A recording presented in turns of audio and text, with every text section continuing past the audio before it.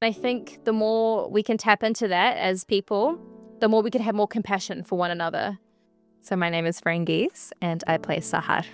Sahar means a lot, not only because is she very similar to me, let's say, in background, but also age. Her experience that I've seen really highlighted in the Afghan community is so important. It's subtle, but it's powerful. I wanted to see, as a person that has quite a bit of privilege, that didn't have her circumstances, I wanted to be able to channel the things that I saw within the community, within this character, and to be able to do this is such a privilege. Globally, being an immigrant, seeking refuge, being an asylum seeker, I think it's a really distorted vision. And what I mean by that is often those people who aren't in those groups of people are seeing people come through as immigrants and saying that you should be lucky that you're here.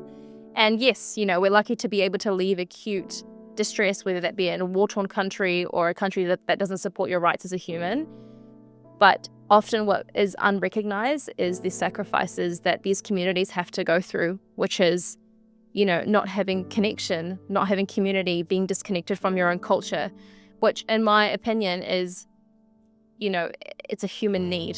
So it gives a snippet of that suffering that a lot of immigrants go through and, shows exactly what the sacrifice actually is in a very nuanced way. So I think it's really important now because the world is kind of going through it with immigration and what that means. I really hope that this short film, like I said before, gives an idea of what a lived experience could feel like for someone who is leaving a worse situation that wasn't their fault or was out of their control, but understanding what the hardships are, and what that comes with. And I think the more we can tap into that as people, the more we can have more compassion for one another.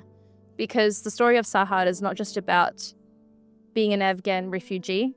It's about having adverse circumstances that that a lot of people go through, actually. And I think if we can all take something from that and have that feeling, we can be kinder to each other and have more compassion. And hopefully that ends up being a little bit of a better world than what we've got going on at the moment. So that's what I hope.